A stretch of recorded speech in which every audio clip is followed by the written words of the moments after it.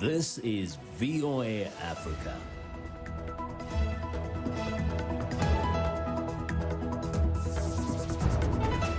Hello, I'm Esther Githui-Ewart. It's Monday, November 9th. This is Africa 54. Due to the global outbreak of COVID-19, Voice of America is taking every necessary precaution to safeguard its employees. So our broadcast will look a little different today and in the near future as we, out of an abundance of caution, reduce our staffing at VOA headquarters here in Washington. We're working to help keep you informed about what's going on, and we appreciate you staying with us on Africa 54. The South Sudanese government and humanitarian agencies are rushing to avert a famine by distributing seeds to farmers who saw their crops washed away in recent flooding. Angela Okumadu has the story. The worst rains in living memory have left farmer Alexandra Karama, like many others in South Sudan, with nothing. My house collapsed. My groundnuts have all been swept away by the water. My farmland is still underwater. You can go and see it. Nothing is left. No sorghum, no groundnuts, nothing. Now the government and humanitarian organizations are in a race to distribute seeds for replanting and avert a famine. Like much of East Africa, South Sudan has suffered unusually prolonged torrential rains over the last year that have displaced hundreds of thousands. The western town of Mundri, where Karama has her small holding, is one of the worst affected areas.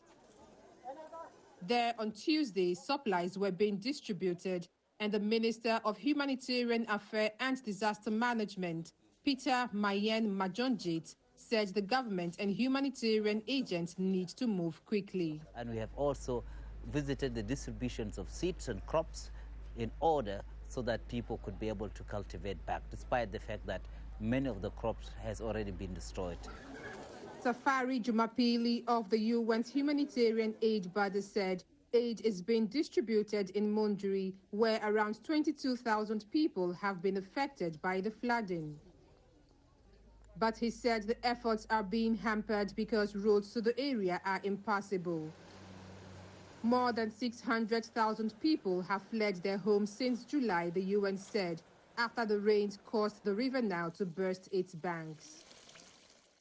Reuters' Angela Okumadu with that report. A new week is underway with Ethiopian Prime Minister Abiy Ahmed accusing the Tigray People's Liberation Front of preparing for war with the federal government since 2018. Abiy says the group has siphoned development funds to buy weapons and train militias, according to Reuters. In a statement that was posted on Facebook, Abiy said, quote, "The TPLF old guards have continuously mounted both covert and overt attempts to undermine the people of Ethiopia and our new administration." Abiy stepped up a military offensive in the northern region of Tigray on Sunday with airstrikes as part of what he called a law enforcement operation, increasing fears of outright civil war. Aid workers on Sunday reported heavy fighting in several parts of the region, with at least 6 dead and dozens wounded. The military campaign comes as Abiy on Sunday made several major administration changes, replacing his army chief, the head of intelligence, and the foreign minister. Tigrayans dominated Ethiopian politics for decades until Abiy reorganized the ruling coalition into a single party, which the TPLF refused to join. Guinea's top court has confirmed President Alpha Conde's victory in last month's election, rejecting accusations of fraud and handing him a third term that his opponents vehemently say is unconstitutional. The 82-year-old Conde's campaign to change the constitution earlier this year to circumvent a 2-term limit and subsequent candidacy in the October 18th election sparked violent protests that killed dozens of people. Conde's main rival, former Prime Minister Cellou Dalein Diallo, and other opposition candidates alleged irregularities in the official results announced 2 weeks ago that showed Conde with 59.5% of the vote. However, the Constitutional Court says the opposition did not produce any evidence.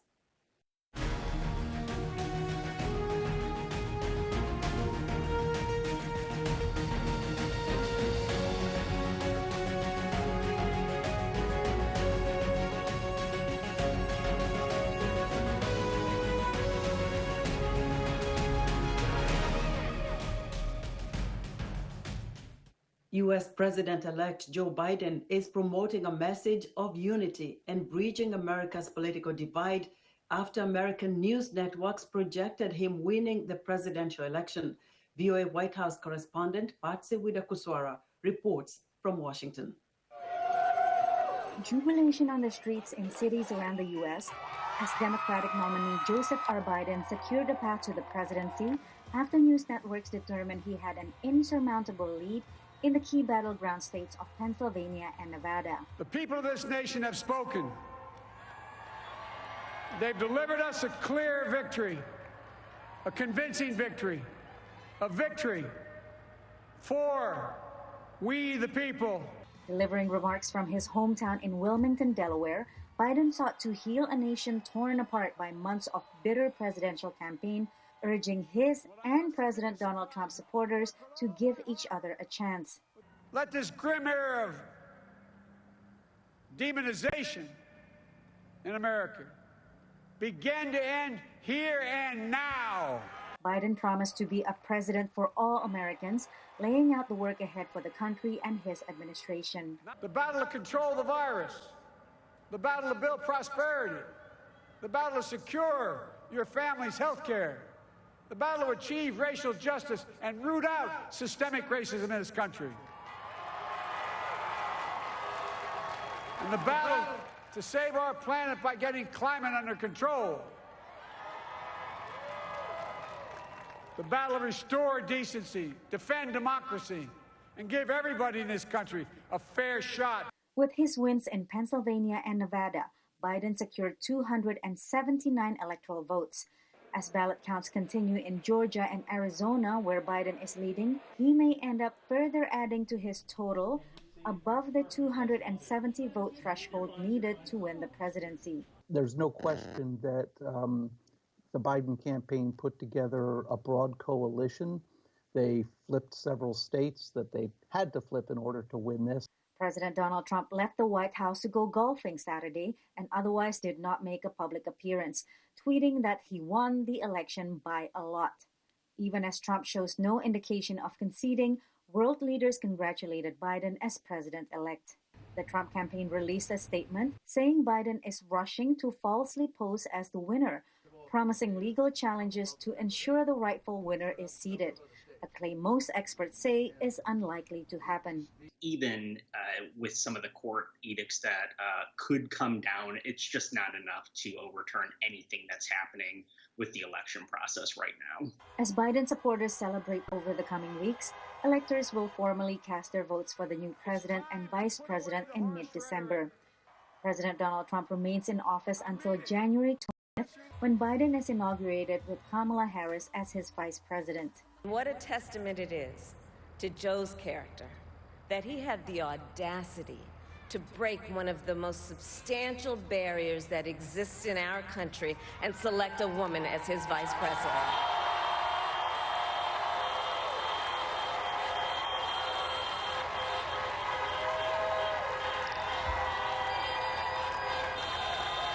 But while I may be the first woman in this office, I will not be the last. Harris will make history as the first woman and person of color to ever hold the office of the U.S. Vice President. Patsy Widakuswara, VOA News. After several tense days of vote counting, many Americans spent the weekend celebrating and protesting the results of the U.S. presidential race. Michelle Quinn reports. As soon as the U.S. presidential election results were announced, it began celebrations in cities and small towns around the nation. In Philadelphia, Pennsylvania, there was dancing in the streets with voters there celebrating their role in making Joe Biden the projected winner, a call that happened when Pennsylvania said the former vice president had won the state. I want to be part of history and to lend my voice. It's once in a lifetime to be down here and to, participate. And, in the challenges of COVID, I think people feel really disconnected. And this is a chance to really feel connected. There were also protests by Trump supporters. The election results in several states are still being tabulated. If the lawsuits turn out that, in fact, fraud did not occur,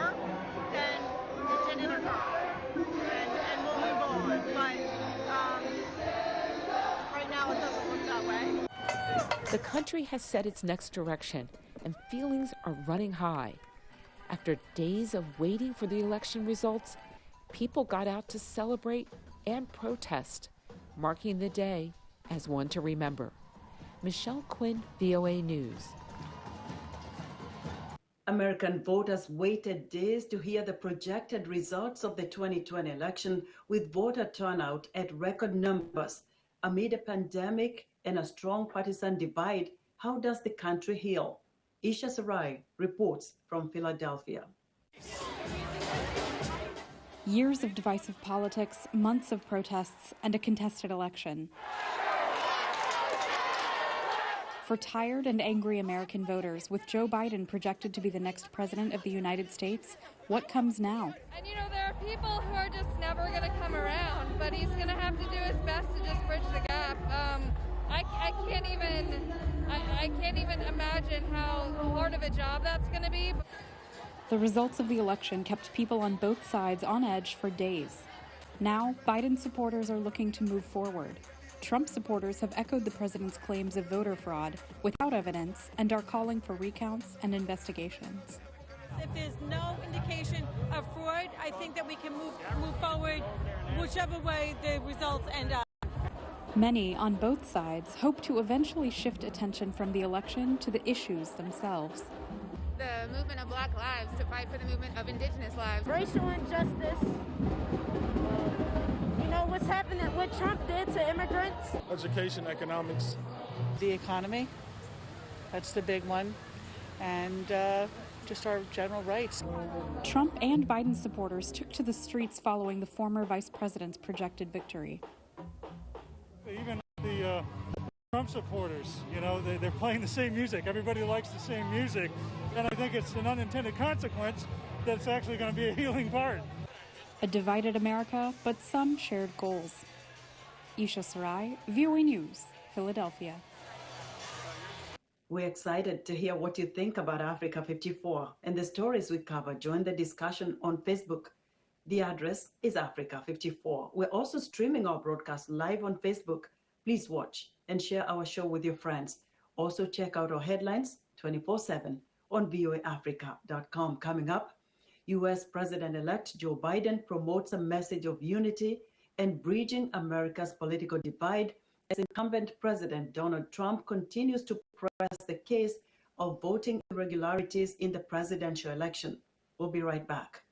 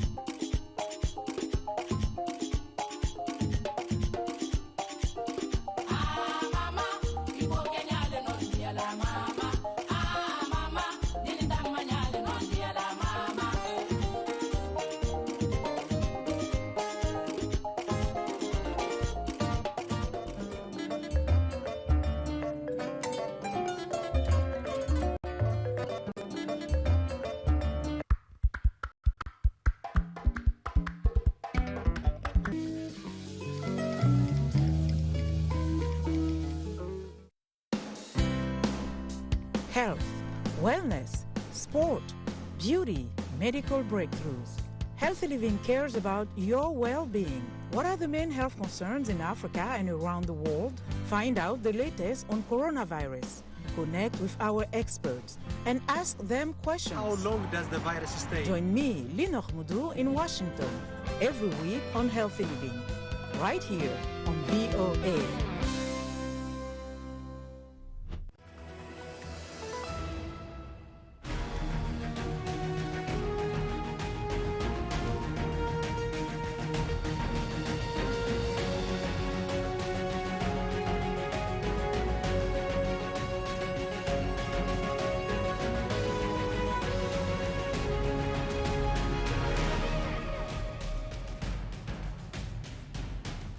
Welcome back to Africa 54. U.S. President-elect Joe Biden, whom VOA projects is the election winner on Monday announced his COVID-19 Task Force Advisory Board, co-chaired by former Surgeon General Vivek Murthy, former Food and Drug Administration Commissioner David Kessler, and Yale University Associate Professor Marcella Nunes-Smith. The group of scientists and experts are expected to liaise with local and state officials on the pandemic response, including how to safely reopen schools, businesses, and tackle racial disparities. Meanwhile, U.S. President Donald Trump is continuing to press the case of voting irregularities in the presidential election. And here again is VOA's Michelle Quinn. The United States is experiencing a split-screen reality since the November 3rd presidential election. Former Vice President Joe Biden, the projected winner, says he will begin his transition to governing. President Donald Trump says votes are still being counted in some states and he should be given a chance to bring challenges in states where there are allegations of fraud. What I think is interesting is this declaration from some individuals saying it was an overwhelming victory for Joe Biden. It simply wasn't, because you have so many of these states that are still in play. Democratic leaders called on their Republican peers to accept the projected election results for the country's sake or provide evidence of fraud. If Republicans are going to support President Trump in his resistance to accepting the outcome of the election, the president needs to show some facts, not just angry tweets. The Biden team announced that while the president-elect doesn't take office until January 20th, it would begin its transition to leading the country by forming a task force to address COVID-19, the disease caused by the coronavirus. Meanwhile, plans for the presidential inauguration on January 20th continue, says Roy Blunt, Republican senator of Missouri and chair of the Joint Congressional Committee on Inaugural Ceremonies. And I expect to see both Vice President Biden and President Trump on the stage on inaugural day, and that'll be a powerful message no matter which one of them is sworn in that day. After awaiting the outcome of the election, the nation is ready to transition from a contentious presidential campaign to what comes next.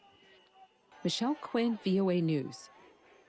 President-elect Joe Biden, a prominent figure in Washington political circles for nearly half a century, will succeed President Donald Trump in January. VOA's Mike O'Sullivan looks at the career of a veteran politician who had his biggest political win 4 years after leaving office as vice president. The election came down to a few states, including the Commonwealth of Pennsylvania, where the separation in the vote was razor thin. The sitting president and his supporters claim there were vote irregularities, which they say may reverse the current results. But after American news networks projected Democrat Joe Biden had an insurmountable lead, he declared victory and sought to bridge the country's political divisions. For all those of you who voted for President Trump, I understand the disappointment tonight. I've lost a couple times myself, but now let's give each other a chance. During the election campaign, President Trump emphasized social unrest and law and order, while Biden criticized Trump for his handling of the COVID-19 pandemic. President Trump trailed in the polls throughout. He mounted high-energy rallies in states such as Michigan and Wisconsin, where voters were seen as divided. For 8 years, Biden was Barack Obama's vice president and played a major role in his administration. In contrast to President Trump, a political newcomer when elected in 2016, Biden is an experienced politician, a fact he hammered home on the campaign trail. I'm going to say something outrageous. I know how to make government work. First elected to the Senate at age 29, Biden has held elected office for almost 50 years. Assuming current returns will be certified, at 78, he will be the oldest person sworn in as U.S. president. He is bland, and the blandness normally would hurt him more than it does against Donald Trump. It actually gives people a very sharp, distinct choice. Biden was chosen as the Democratic Party candidate after beating more liberal presidential contenders in primaries. One was the person who will be his vice president, Kamala Harris. With Biden doing little in-person campaigning because of coronavirus pandemic concerns, The campaign was ultimately about the sitting president. In a public appearance in the swing state of Pennsylvania, Biden spoke the day before the November 3rd election. Tomorrow we can put an end to a presidency that has failed to protect the nation. Tomorrow we can put an end to a presidency that has fanned the flames of hate across this nation. Also the day before the election, Trump expressed confidence in Wisconsin. Remember what I said 4 years ago? I am your voice, and we will all together make America great again. That's what we're doing. That's what we've done. Voters turned out in unprecedented numbers for a U.S. election, as high as 90% of eligible voters. The narrowness of the victory shows how divided the U.S. electorate is. Legal challenges mean that the election could ultimately be decided in court. The difficult task ahead to unify a divided country. Mike O'Sullivan, VOA News, Los Angeles. American candidates are celebrating election victories at the state and local level. Obala is one of them, and he is a 27-year-old former refugee from Ethiopia who won a city council election in Austin, Minnesota. He spoke to VOA's Salam Solomon, and this is an excerpt where he shares what the victory means to him. When I decided to do door knocking, a lot of people are already familiar with my face. That make it more easier for me and my team. But the challenge was that even though my name is visible outside there, not everyone watch TV or read magazine or that. I have to introduce myself to tell my vision and why I'm running, because I have to appeal to the voters and the resident that I will be the right person to fit, especially me being a new immigrant in town who just been in America for 6 years and someone who just moved from refugee a few years ago with only one pants and one shirt in his hand, and now he's running for office. Was kind of a challenge, but I told the voters that the American dream, you don't have to be rich to come to America. You can come to this country with nothing, and if you work hard, you will achieve the American dream. And my story appealed to them, and that way I earned their vote today. Yeah, again, thank you for that heartfelt response. What does American dream mean to you as someone who came 6 years ago and you are here today? The American dream means to me, I ran away from Gambela, Ethiopia. I live in a refugee camp where I stay 2 days sometimes where I don't have meal to eat. I don't have any good school. The American dream to me is living a comfortable life whereby I can drive a car, or where my mom and my dad did not have the experience to drive a car. The American dream is I have a job that I'm comfortable going, knowing that my daughter will not have to worry about their next meal tomorrow. The American dream is that I have a country that I'm so proud of to call myself an American citizen, whereby I can serve and help the community. The American dream is that anything I put my dream into it, anything I put my mind into it, if I work hard for it, I can achieve it. That's how I define my American dream. Every day I talk to new immigrant or my fellow African, those who came to this beautiful country. That was VOA Salam Solomon speaking to Obala, an Ethiopian refugee who won a city council seat in Austin, Minnesota.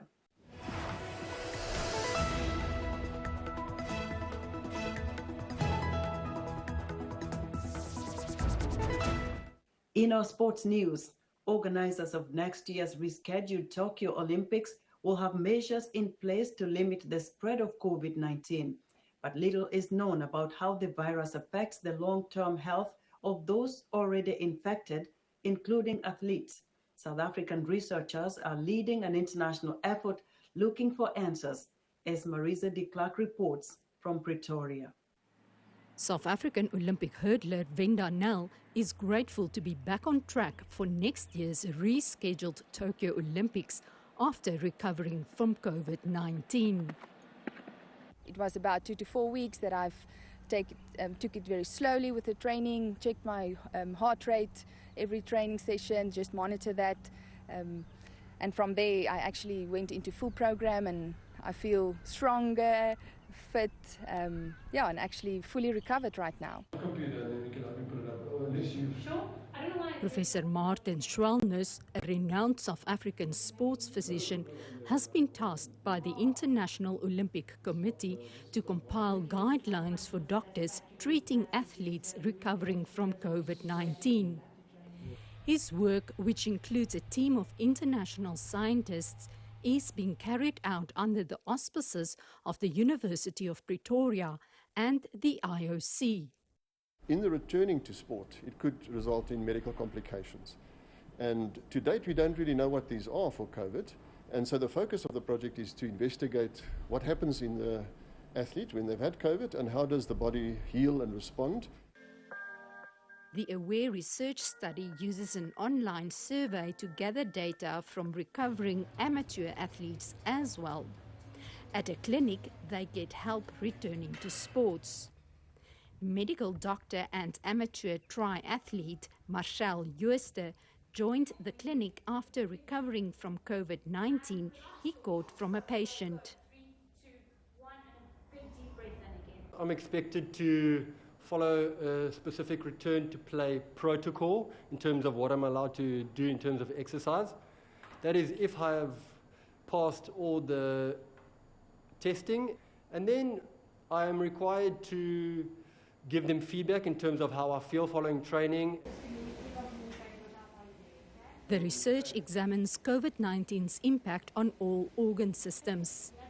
From the data so far, it appears athletes find low-intensity exercise to be harder and recovery time much longer than from other respiratory infections. South African researchers say the evidence-based guidelines should help recovering athletes to better and more safely prepare for the Tokyo Olympics. If an athlete does happen to contract COVID-19, it would be really important and really valuable for the coaches and medical professionals to have evidence-based advice to guide that athlete back to their performance in the shortest time possible. For Venda Nel and other Olympic athletes recovering from COVID-19, the research could help them come home from Tokyo a champion. Marisa de Klerk for VOA News, Pretoria, South Africa. And that's our show for today. Be sure to watch Africa 54 on our website at voaafrica.com. From all of us here in Washington, we thank you for watching.